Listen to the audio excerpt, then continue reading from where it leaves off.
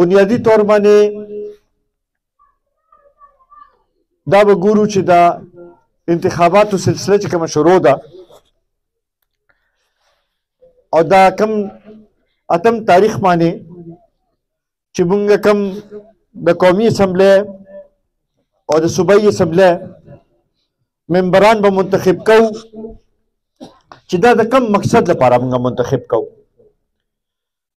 دا مونږ په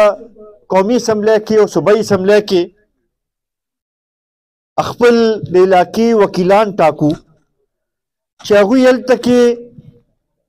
زمونږ د حقوقو تحفظ هم وکړي او سره زمونږ د دې چې کوم مسایل دي د دې چې کومه پسماندګي ده چې د هغې مقدمه په بهتر طریقې سره ښه انداز کې هلته کې پیش کړي او دا هغه ځای نه وسایل چې دی هغه راوړي چې زمونږ دا پسماندګي لرې شي. په دغې حوالې سره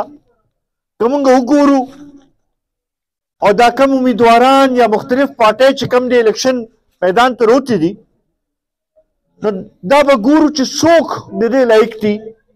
چې هغه زمونږ دا مسایل حل کولی شي، زمونږ د حقوقو تحفظ هم کولی شي او زمونږ د علاقې له ترقي هم ورکولی شي. په دغې حوالې سره او دغې زاویې سره چې ګورو نو زما خیال دی چې د مخالفینو پارټو والو سره هم که کښېنئ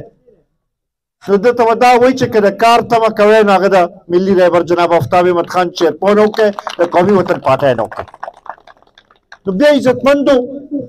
ولې نه چې مونږ د هغه لاس خط طریقې سره مضبوط کړو چې زمونږ دا مسایل او زمونږ دا علاقه ترقي وکړي،